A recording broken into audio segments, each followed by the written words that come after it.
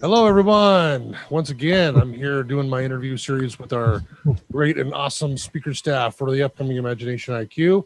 I'm Dan Fowler, the Imagination Engineer. So glad to be here with you today. And I have a very special guest that we've been trying to get this on the schedule for some time. And now it finally happened. And we're like, I'm excited to have this interview. Awesome. Dr. Patrick Porter, thank you so much for jumping on today with us and having a little chat. Well, I'm glad to be here in America and doing it. Yeah, you were just in India, and right? I mean, you were at a great conference. Quantum was a quantum. What was it? Quantum. It was the World Congress of Quantum Energy. Quantum energy. Yeah. Yeah, and it was great. It was done at a pyramid where 5,000 people can meditate at one time. So an area outside of Bangalore called Pyramid Valley. It was very incredible. I mean, doctors, mostly medical people. So it was very unusual to the American audience. Well, not unusual to me. I mean, I would have loved to have been there. That just gets me going. Mm-hmm. Yeah, it was great. I've been going for the last 3 years. It's been great each time. Were you just an attendee, or were you able to speak as well? Yeah, they had me speak on light, sound, and vibration. We do a lot with healing and traumatic injuries and things of that nature. And since we're using the quantum, which is the light, the photons, and things like that, and then of course they're really into the epigenetic factor that happens with meditation. We know that it triggers over 2,000 different epigenetic markers, so we can turn them on or off based on our thoughts. Yeah. So, and that's really what you're all about in getting them to turn on those creative thoughts and actions and beliefs.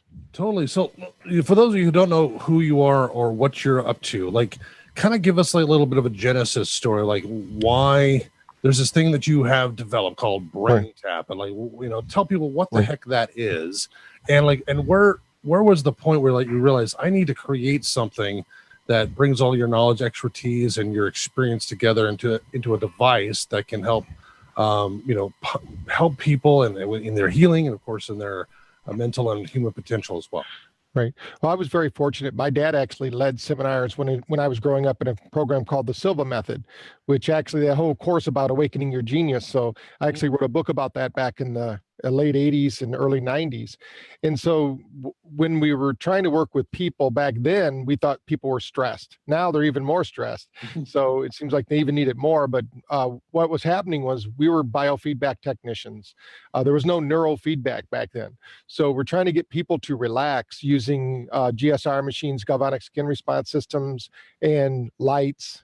You could use strobing lights. You could use sounds like HemiSync. Different things like this, binaural beats, but nobody had put it together. So a group of us at Light and Sound Research, there were 6 of us, we invented the very first portable light and sound machine. And it's been an evolution since the early 80s, actually mid 80s, I guess you'd say. And then in 89, we actually were voted the best new gadget of the year, which is kind of unusual because we didn't have CDs or cell phones really that active. We did have some at that time, but not a lot. And so it's been it's like an instant, everybody thinks I did this overnight, but we've been doing it for a long time. But I think technology now, people understand that to really get the full use of their brain and their full potential, they need to have downtime as well as uptime. So we've been adding to the technology. Something that we've just added in the last 2 years is a frequency response, which is called the Noje frequency of 292 hertz. We can put that in through the ears. So for the listener out there going, what do the ears have to do with the brain? Well, the ears have to do with the bloodstream. So we're actually using photon emissions through LED lights. So those photons circulate through the bloodstream. And if there's any part of the body, like the mitochondria, especially in the brain, that's not working right, the body literally absorbs that photon and it kickstarts the mitochondria, which starts the Krebs cycle, which creates nitric oxide and basically turns on the mechanisms of creation in the body. And so light, we believe, is the most under-prescribed nutrient on earth. But in order to get the brain working, which is what we're all about, is if the brain is toxic, it's not going to work very well. You're not going to sleep very well. You're going to have a lot of dysfunction. So that's when we knew we needed something. People don't want to go to the mountaintop anymore. I mean, I went to India. I've been there several times. I mean, over the years. I've been to Wudang Mountain. I trained with the monks there, and those are great trips. but you still got to come home and you got to take out the garbage, things like that. So there's going to be stress. And what we realized is our patients, our clients, as we call them, and our doctors call them patients, when we were dealing with our clients, they couldn't relax, or they wouldn't take the time to go and study and, use these machines to train their brain. So we wanted something that was fast and easy, that just worked really well. And because we have sound, light, and vibration, if somebody's sensitive to light, they can just do the sound portion of it. So we found that by our clientele doing this, they're able to relax and activate their full potential, because I believe one of the things that's standing between who somebody is now and who they're going to be is the stress. There's that, what we call tension stress, like what happens at the surface of the water when you're trying to break a balloon through it. And when somebody's trying to make that breakthrough, that stress, some people won't make it through that stress. So that's what we do. Well, it's interesting you bring that up. It's like this whole thing in society where they believe that in order to have the breakthrough, I've got to push harder. And you're talking about, well, we need to relax more. And then that breakthrough, or really, it's not really a breakthrough. It's like a dissolve through. Right. Right. Yeah. So, I mean, what are you doing right now to kind of help educate people? Like, this is not the pathway we should be going, like push hard against the brick wall to break through things. There's time to use force, but sometimes, I mean, most of the time it's let's relax into it. So what's your education, model there? Well, part of it is, since the Olympics are on right now, so I'll use that as an example. We have some Olympic athletes that are utilizing the brain tap program. We call it brain tapping. And what we can show them through heart rate variability, we have a device called the Valio that we bring over from Russia. We can actually put that on someone through clips on the wrist, and it's called data pulse analysis. We can get a reading of their nervous system. So like if somebody comes to the Colorado event, we'll have it there. They can see, how's your nervous system functioning? How's the supplements you're taking? How's the meditations you're doing? We can tell them, and then we can have them do a brain tap session and do a post to see what's happening. And so part of the education, it's like, how do you take something that's invisible and make it visible? That's the thing my whole life. So we use a lot of neurofeedback equipment now, because we have that. We didn't have it before. We had something called the mind mirror before, which still used just resistance and things like that with the brain. But now we can actually take a picture of the brain waves. And brain waves are important because people like Tesla, Einstein, Edison, they now know that what they were doing, they were slipping into a state of consciousness known as theta. And everyone out there right now, you have some theta going on. If not, there's going to be an imbalance in your life. You might not sleep very well. So there's a lot of Americans who aren't sleeping very well. Right. So yeah, they say 1 out of 3 people aren't sleeping well. And it's because none of these brainwaves are any better than any other. But what these geniuses were able to do, and what we can train people to do, there's some conscious training, of course, and then there's these machine trainings that we're talking about. But if you can bounce, when it's time to be active and engage, like in martial arts or something like that, then you've got to have the beta consciousness. In fact, with our testing, the people that always score the best in their body systems and how they're all working are dancers, martial artists, and yoga instructors. And I think the key here is they breathe.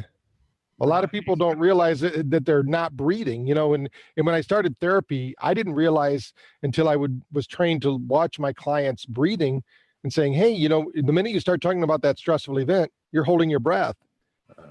And of course, that starts a cascade of events that causes the fight or flight. The frontal lobe, which is our creative genius, the part of our brain that is executive thinking, it shuts down and says, we don't need that right now. We need to get the heck out of here. because it's afraid. So we want to train the brain, and that's really the focus of real meditation. A lot of people misconfuse meditation. They think it's about going to sleep. It's really about awakening that creative part of our brain. And I believe, in what I've seen in just all my research and working with clients, is that when you calm down, relax the brain, get into that stillness, the answers come. You have the answers, so it's just like, it's not just creative geniuses that have it. We all have it if we're willing to listen, learn, and understand.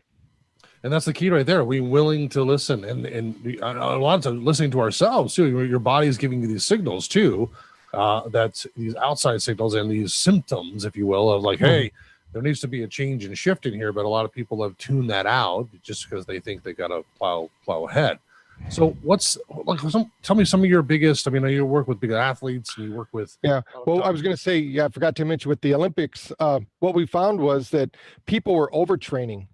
Like you're saying, we're Americans. We think we put more hours into it. We stay up later. We work harder. That's not, it's called work smarter, not harder.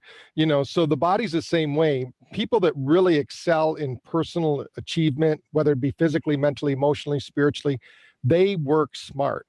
They have certain ways that they do things. And what we found out with these athletes, especially the athletes that were in the last Summer Olympics that we worked with, was we were working with people that didn't ever break through their glass ceiling. And that means they set their own limitations. And once you blow through those, but as an everyday experience, we find that about 90% of the people we see, like if we're at a trade show or we're at an event like the Imagination IQ events, when people come in, they'll come back and tell us, 90% of them will come back that night and say, you know what, even though I'm in a hotel or a casino or wherever they're at, I know we were in Vegas last time I was at Imagination IQ, they come back and they say, that wasn't my bed, I'm not at home, but I had the best night's sleep. And that's because we conditioned their brain to move through those different brainwave frequencies. So some magic happens there. One of our biggest breakthroughs, of course, that I talk about a lot was in 2016, or I'm sorry, 2006, we were featured in People magazine because we had a really great weight loss program. We still do, but we had a franchise company doing it. And we had sent them about 100 people that had taken half their weight off and kept it off for 5 years. So, and they asked, why is that? And I said, well, when you change your thoughts, then you change your life. If you just go on a diet, that becomes, when somebody thinks of a diet, they think, oh, I can't do this, I can't do that. The brain is always at a tug of war when that happens. But when you say, hey, my lifestyle is this way, I need to lead a life that eats healthy foods, thinks healthy thoughts, takes action, and then the body just responds in that way. So I think within now working with golf and things like that, we have programs that are for problem areas, which of course unfortunately, there's a saying out there in the world that where there's pain, there's profit. But I believe that, pain brings people to, they realize, hey, I'm not immortal anymore. I want some help. So whether it be for stop smoking, stress reduction, mind over menopause, stress-free childbirth, when somebody's running away from that pain, we can help them get that balance. But I really like working with people like I've had a chance to work with some world-class tennis players. In fact, some number one tennis players, some wrestlers, some pro athletes, football, because we're working with a lot of traumatic brain injuries. We're seeing a lot of football players now. And these people, when you stand next to them, you're talking to them, you don't realize this is a guy that on Sunday makes more money on a Sunday than I'm making, 5-6 years or something or more. But they don't realize the damage they're doing to their body. So through meditation, relaxation, through this brain tap program, we can re-engage their brain, keep it active, and really, I think those are the things that really, and also working with children. We do a lot with children. Oh, really? Wow. Well, so let's change the gear. I mean, it sounds like it's very similar. You're talking about sports here, but how about the entrepreneur, the business owner, though, the one that's creating a life for themselves and a business for themselves? I mean, is there any difference or any nuances there with the technology? Yes. Yeah, we have a program actually called the Entrepreneur Breakthrough Academy. Oh. And what it is, it's all about teaching, because when you're an employee, there's a different mindset.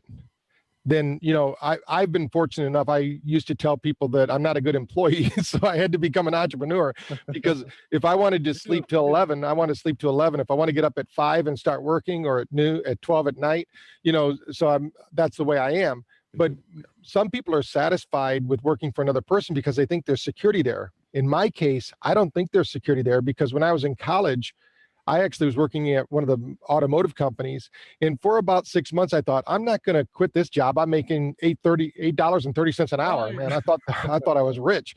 And then what happened was they did their first layoffs, and I went, oh my God, I have no control when I work for somebody else. So an entrepreneur starts to realize, but then they also have to look in the mirror and say, if I'm making money or not. And we believe that it all starts with your headspace. So if you believe you can, it's going to happen. And then, so there's a lot of skills in being an entrepreneur. You have to sometimes be the garbage man. You sometimes have to be the public relations person. So we have a set of tools, because it's all mindset. And you can't get down when your client comes in front of you, no matter what you do as an entrepreneur, you've got to be there for that person 100%.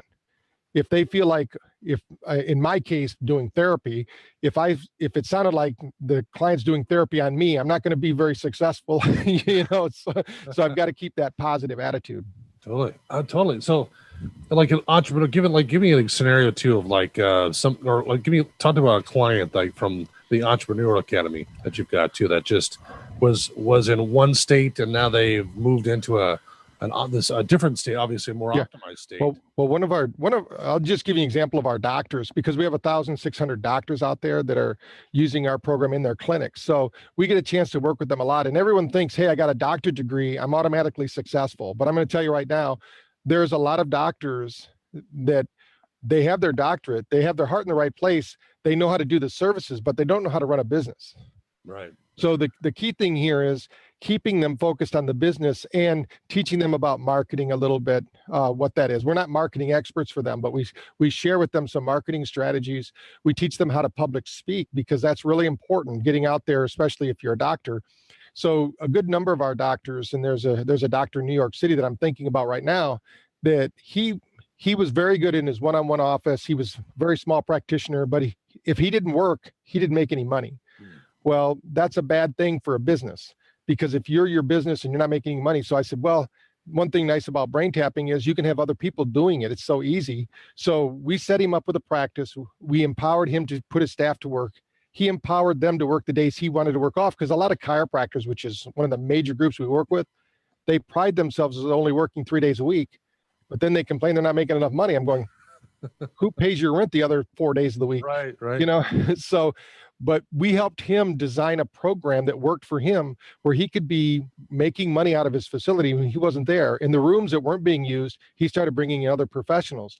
And we kind of do it like a cube. You can only work inside that cube of consciousness. If you try to go outside that cube and you don't know, and you get out there in no man's land and you don't have any tether back to the reality that you believe in, you'll sabotage yourself. So part of the what we did is we used Napoleon Hill's Think and Grow Rich strategy. We did a whole program for that group, actually. So we have 17 sessions.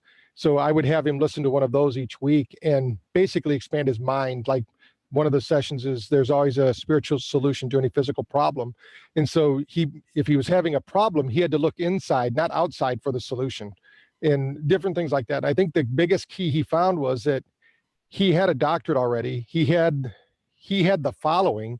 He just never looked at the opportunities. Right. And I think that's the biggest thing. A lot of people don't realize I said, keep your mind open for seminars you might attend, books you might read, conversations you might have. And if you're always open to those possibilities, sure, you're going to go to some that maybe you won't get as much as you wanted out of. But I've never walked away from any seminar that I didn't increase my ability to help my clients, and in turn then help my capacity to earn more money. Totally. So it sounds like, for me, like I help clients, connect the dots. That's what you're talking about. They're unable to connect those dots of like, oh, this can relate to this and this can connect here. And I can leverage this. I can position my services, my offering, my me, right? Right. in those connections, but they're seeing just linear, like what I'm doing right now and then what I'm doing next and so on. And you're helping them create a multidimensional connection network, if you will, right? Yeah, exactly. We have one session that's actually called entering the creativity zone, because every entrepreneur is going to have a problem. Nothing's going to go smooth all the time, and you're going to have a plan, but it's like Mike Tyson said, everybody has a plan till you get hit. So that's the same thing true in business. Everybody has a plan. It's not about succeeding, it's about being able to adapt, improvise, and overcome. That's not just the motto for the Marines. That's a motto for any entrepreneur out there. And really, once you're battle tested, with the statistics that show how many entrepreneurs don't make it a year. And I think it's, that goes back to the old saying in Think and Grow Rich, where it says the guy who they buried him. He went all over the world trying to find riches. I don't know if you remember that part of the story. And then they decided to bury him in the backyard because he was looking for all this gold. And when they go to bury him 3 feet beneath the soil, there's a diamond mine, one of the biggest in the world, and it was in his backyard. So, you never know where you're going to find. So those stories whether real or imagined, I don't know if that was true or not, but it's certainly, It's a good story though. it's true for a lot of people if they would just persevere, make it over that hump. But people have to get comfortable being uncomfortable, especially as an entrepreneur. I say that all the time. It's not about getting out of one's comfort zone. It's about increasing one's comfort zone.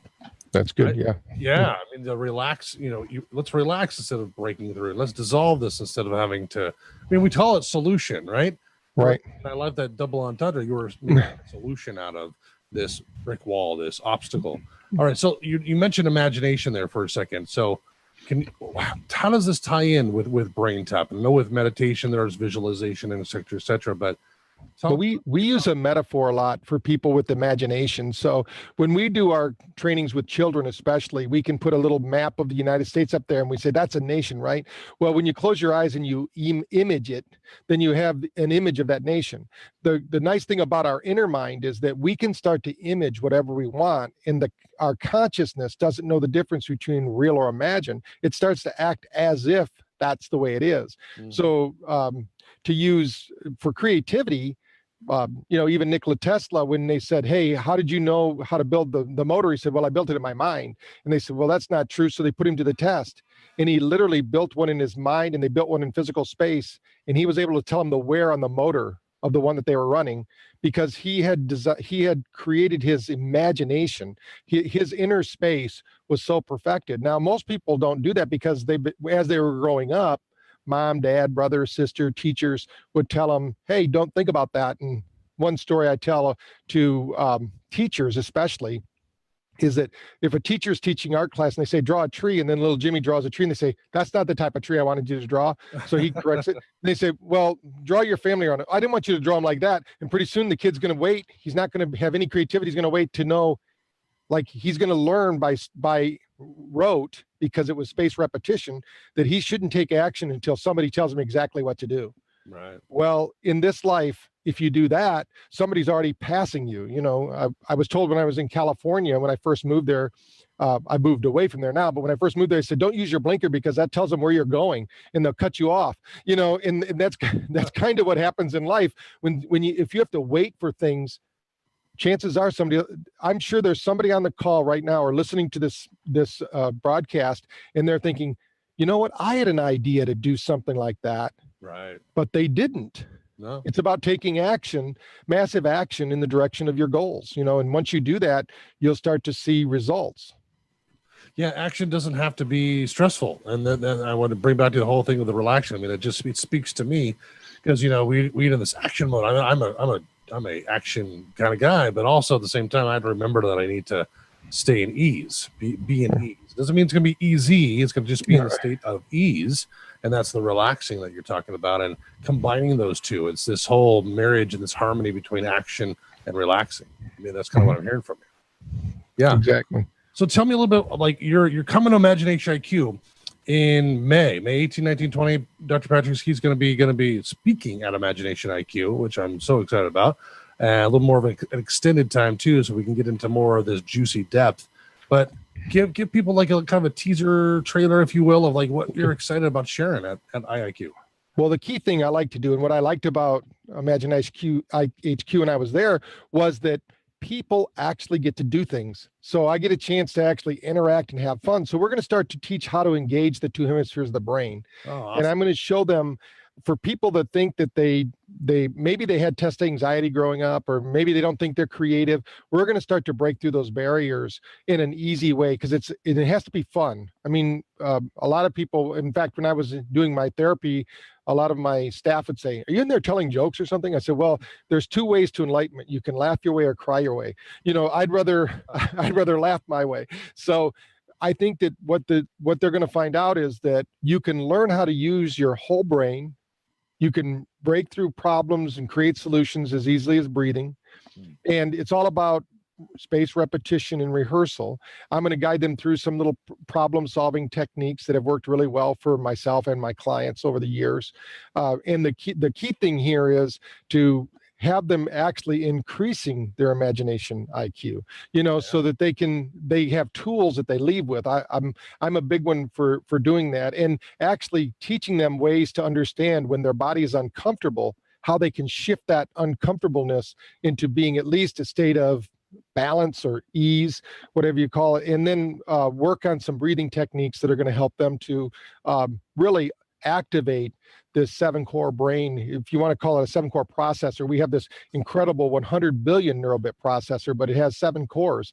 And as you move through these from the reptilian brain to this executive functioning brain, as it percolates through there, and starts to work for you, you can go to sleep with a problem, wake up with solutions, and you can make it as automatic as breathing. Absolutely. And it's not just about the brain though. To a lot of creative people or people wanting to be creative, they have these things called gut feelings and this whole. So talk to me more about how does the gut correspond with? Yeah, actually, we do a lot with the gut-brain axis, they call it now, because science actually realizes it. There actually is gray matter in the gut.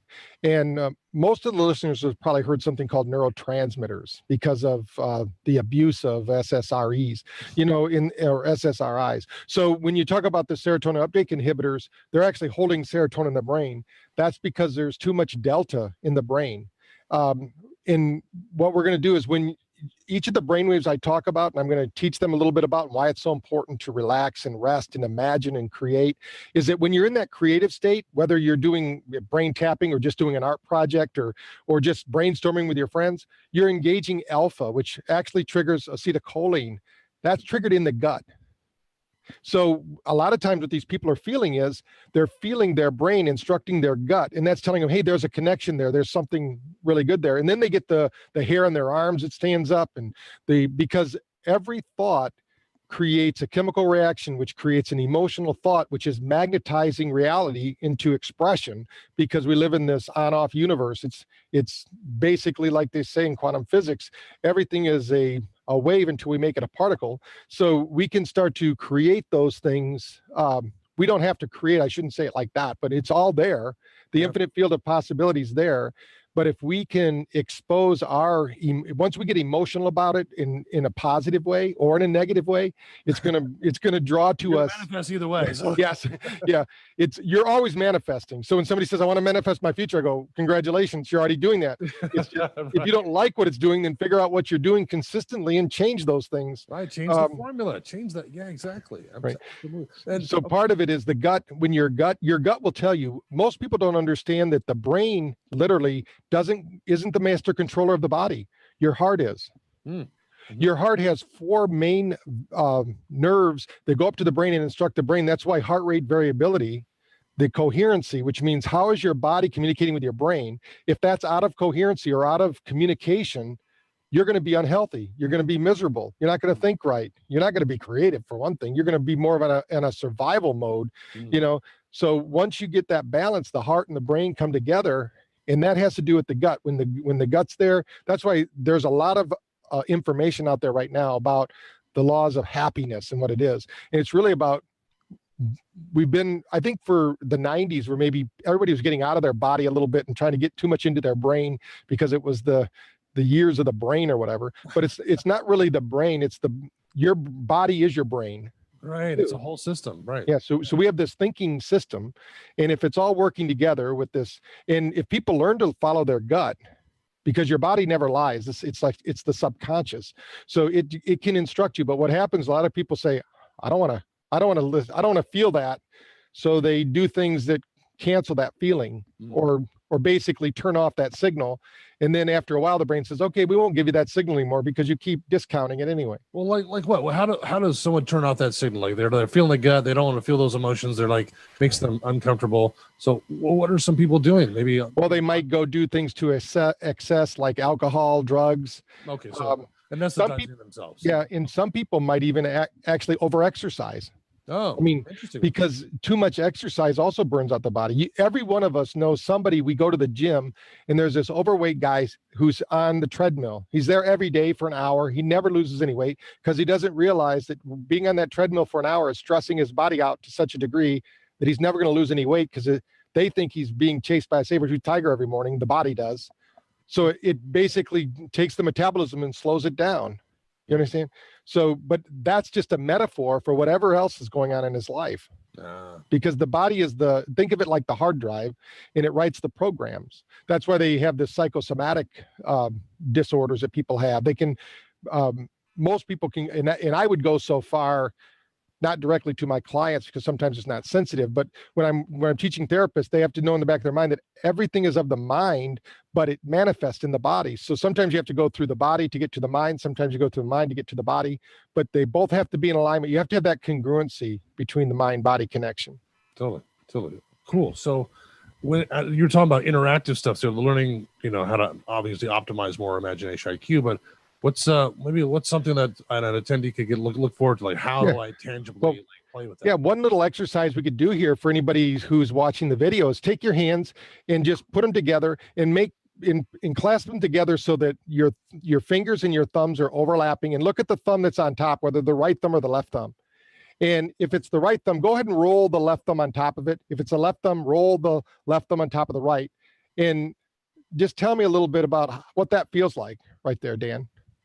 Does it feel a little uncomfortable? Yeah, well, it just feels unnormal. Right. Not abnormal. Right. So what's happening there is that's just the nervous system in your thumbs, right? That's just, we didn't change anything else but the thumbs, and the body registers this nervousness. Now, if we don't do something to make that more aware, so usually what I do is I have people shake that off, unclasp your hands, and then put them back together. Did you put your hands together the old way or the new way? Yeah, the old way. Okay, right. Yeah. Most people do. So I said, what if for the next week, what do you think would happen if for the next week you were to do the other way? And so I use the example, if anybody's ever played tennis or played golf or bowled, and somebody got them a new grip or a new way to do something in a sport, at first it feels a little uncomfortable, but if you do it for a little bit, and sports is easy because most people like it. So they'll spend the time doing it. Right. But the same thing's true with any part of your life. You've got to do something that's uncomfortable for a period of time. We call that spaced repetition. Once they do that, then that happens. There's another little exercise that I might or might not do while I'm there, but you can look at the corner of the room and put your thumb up in the air. And if you're not driving, and you look over at you look with both eyes open, and you put the thumb in the middle of the corner and you close one eye at a time. And what this is going to tell us is which brain is dominant. Now, the reason that's important is if you get under stress, your brain is going to shut down the non-dominant brain and only occupy the dominant brain. So part of what they're going to learn is, let's say that you're somebody, and there's a few exercises I do to bring this about, but this is one they can do right now. Let's say that their right brain shuts down so the left brain becomes active. These are the people under stress that think they can actually think their way out of their stress. Now, the problem with that is their thinking brought them the stress in the first place. So, so we always tell people your best thinking is going to help you out of here. All right. So we give them a little exercise. What we really need to do is have the problem in one side of the brain, the solution's usually in the other. Now, the right brain people, the problem with them is if your right brain active and your left brain shuts down, you're going to get under stress. You're going to yell, you're going to scream, you're going to become emotional, because that's what the right brain does. It does those things. But that's also why some people, when they become too dominant in either of these, like we think of the accountant or the lawyer, they never open their mind to any possibilities. I'm just saying on the extreme end of it. Right. And then the artist or the musical person, they always need an agent because, right, they're going to be taken advantage of because they're living in this fairyland where they think everybody's just like them and they're going to be treated right. In the meantime, people are running off their money and, things. That's why you always wonder, like they say Britney Spears makes over $30 million a year, but she spends like 31 million. So it's like, what? I mean, what is she doing with it? She's trying to keep up appearances, and she has this entourage that follows her around. I mean, if I had to pay that much for my friends, I wouldn't have any, right? Right. But that's the way in creative people. So we need to learn how to balance these two. This way, we're all kind of duality like that. We all have that. The best people are ones that can slide over to that left brain and be a little logical when we need to, and slide over to that right brain, be a little creative when we need to be, and not just take for granted that we're one or the other. Nobody is either, but unfortunately our school systems are designed, there's a whole nother level to it too that we'll talk about, but our school systems are designed to make who gets the praise. It's not the creative people really. It's usually the math and science people, but you put them in drama class and they don't know how to act, so they feel uncomfortable. They don't know how to draw. So it's about the balance. That's why these new schools that are out there, when I was in India, we have a school over there. It's called the Creative School. You would love this place, Dan. Yeah. And they have a station where they have 16 brain tap station, and they have the brain tap in every classroom in the school. It's a K through 12 college prep school. And they teach martial arts, they teach meditation, they have art where they bring in masters from around the world to teach these kids how to do art. And I'm very fortunate to go there and teach with these kids, but they learn things that I didn't even hear about till college. And they learn them in elementary about how to use your brain and how to learn and how to accelerate that learning so that they can have more fun in the classroom and not spend so much time trying to learn the old way. There's all these in there. And I think the reason they call it the creative school too, is that they really let the kids kind of pick what's the best learning style for you. And then they teach to that style instead of everybody learns the same way. That's just impossible to think that way. Yeah. Wow. That sounds like a dream. That sounds awesome. I want to see that in action or experience it. Wow. Cool. Very, very cool. I thank you for those teaser trailer. For those who are listening, Imagination IQ is coming up here in just a handful of months. We're a couple months here. We're just about 2 months away, right? So yes. 3 months away. 3 months away. So May, guys, we're in Denver, May 18, 19, 20.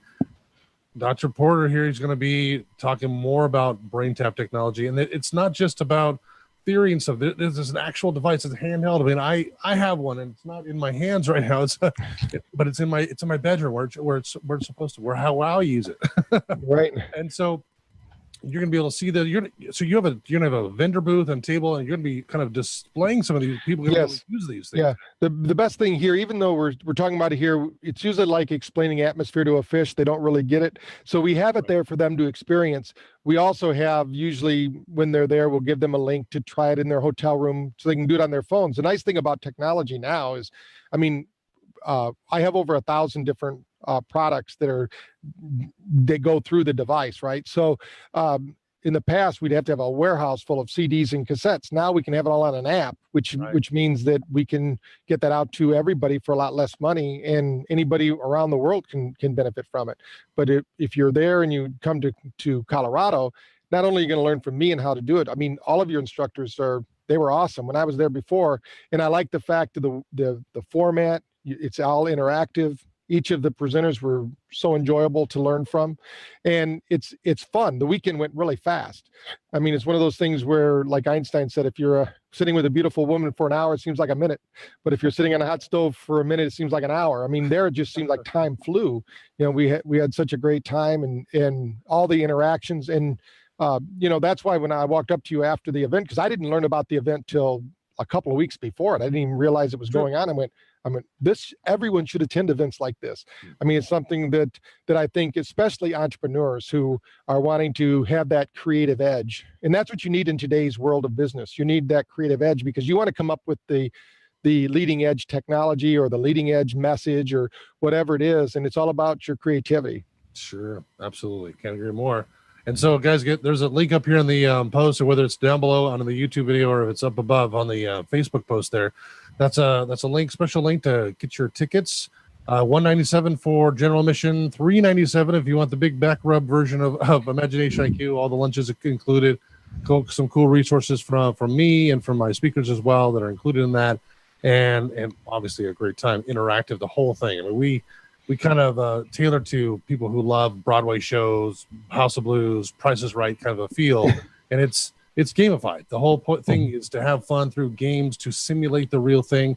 And then in Dr. Porter's case, do the real thing, to actually put that brain tap device on, experience it for yourself, and see the changes that are going to be apparent right away. I noticed changes for me when I use the device right away. Like, wow, okay, there's obviously something to this, beyond hocus pocus. That there's science behind this, and I loved all that precursor to this. But use it, come and check it out for yourself. And I think a lot of people that came last time, they were enjoying that science and that technology, and then being able to apply it and even intertwine it with their heavy meditation, because some of them are deep meditators, but the brain tap took them to another level, an even higher level. Right. Yeah. Even if you meditate and you get into it, you can reach a deeper level with awareness. The key thing is to reach that level and start to activate that creative faculty so you can start playing around in the theater of the mind is what I call it. Get in there and start directing it. Totally. All right, guys. Well, if you have questions or whatever else, make sure you reach out to Dr. Porter or myself regarding the event, and they'd be glad to talk to you about that. If you got questions about BrainTap, you can find out more information about that. And I believe the website is braintaptech.com. Yes. Is that correct? Yes. Awesome. So go to braintaptech.com. Check out more information about the device, about the technology, about what Dr. Patrick Porter is up to. And check out the link that's in the post here as well about Imagination IQ. That's the event page. Learn more about that, who we serve, and Dr. Porter's face is on there as well. And all of our other speakers that'll be on there too. And we'll be seeing you hopefully in May. So take care, guys. Thanks so much. Thanks so much, Dr. Patrick Porter, for coming on today and chatting about everything you're up to. Thank you. All right, guys. Take care. Remember, guys, imagination is the operating system of the universe. It comes from lots of different sources, not just your brain. It's not just one side of the brain, the creative side. It's all of it. And it's a full-bodied system, like Dr. Porter has been talking about, full-bodied system. When you come to Imagination IQ, it's about full-bodied engagement. That's where there's body movements, there's games, there's interactive, there's the whole thing. We're engaging everything so we can optimize everything. So hopefully we see you there in May. God bless. Take care now. Be a blessed and be a blessing. Bye-bye now.